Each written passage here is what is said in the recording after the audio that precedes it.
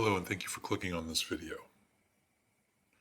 Those of us who are interested in esoteric studies and the occult, those of us who are interested in Hermeticism and magical philosophy as a way to live, often have a problem.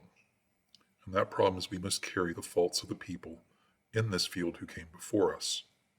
And regretfully, those people are not removed from us by the length of time that, say, a prophet of one of the Orthodox religions is. It's very easy to believe that a Jewish sage, the prophet of Islam, or the various apostles of the Christian church were completely admirable people who had very little, if anything, of character faults. History has given them a synchronicity that they cannot be questioned because, well, there's simply no evidence. It was all either lost or destroyed, or must not have been very important to get recorded. Put the apostles in today's realm of social media, and I think you'd have a far different impression of them. And those of us who are involved in the esoteric, we're quoting people like Blavatsky, we're quoting people like Paul Foster Case, we're quoting people like Ross Nichols or Gerald Gardner. And these are people that are separated from us not by thousands or hundreds of years, but sometimes not even a century. And as a result, they don't carry the same gravitas of time and history. They don't carry the same synchronicity from being criticized. At least that's how the culture views them. And so the evangelical missionary or the detractor who wants you to at least be skeptical, if not shut up and be ostracized from society for daring to dissent from their own opinion, uses this as ammunition against us. And it does no good that they themselves have not answered the mystical impulse in man very well, because if they had, they wouldn't be having a problem of people saying when they go to church it feels dead, saying they cannot feel the presence of God when they're in mosque, saying they cannot cleave anymore, dedicate, when they're trying to pray the Amida. The mystical impulse is one of the strongest drives in mankind, and the Orthodox religions have done a great job of trying to control it and watering it away so that it no longer nourishes. Tell that person that you as a mystic believe in self-discipline and then quote a cocaine addict and sex fiend, and they don't believe you and they've got more ammo to use against you. And there is no one in the occult or esoteric spheres of whom that is more true than Aleister Crowley. And regretfully, Crowley is a voluminous writer, and because he wrote so much, everybody quotes him, or alludes to him, or lifts a Crowleyan idea.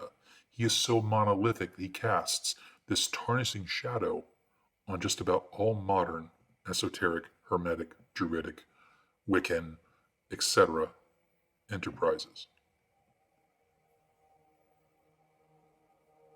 What are we to do? Well, that's where this project came to my mind.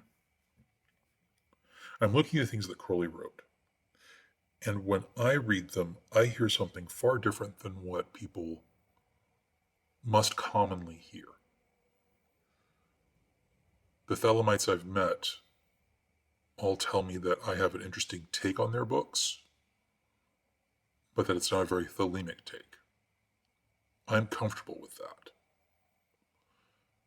Because I think what's happening with Crowley is that he's seeing a truth, but because of his own personal problems, he's not articulating it in a healthy manner. And yes, that may be a moral judgment of my own upon him, but there's this New Testament parable about knowing how good a tree is by the fruits it produces. And we can look at Crowley's life and see the practices he engaged in did horrible things to him.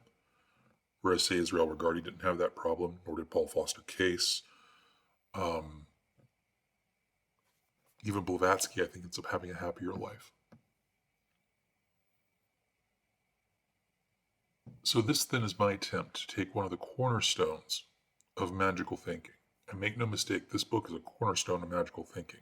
I'd put this one, as far as how modern magic is practiced and viewed, right behind Book 4 by Crowley, which basically sets down the formula for how most chaos magicians and most people that live from the Hermetic tradition do their rituals.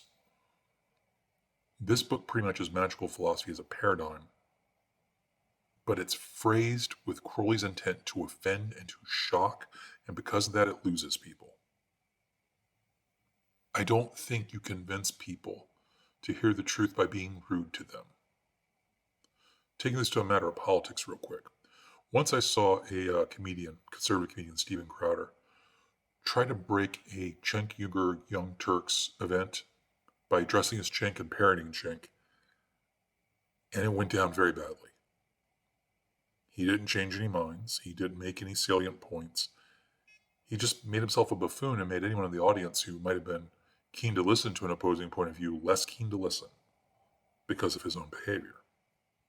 Crowder's even admitted as much in past podcasts and videocasts of his, saying, yeah, we probably should have handled this a little bit differently. You don't convert hearts by being rude. And I think that's a failing of the Book of the Law, Liber Legis. So what you're about to read is my attempt to take Liber Legis and Parsons' 4th chapter that he wrote and try to turn them into something that is life-affirming, carries the same impact as the original work, but not with a right hook to the face. More of a turn the person around and make them look. I hope you get something out of it. Feel free to lift anything from it that you find useful.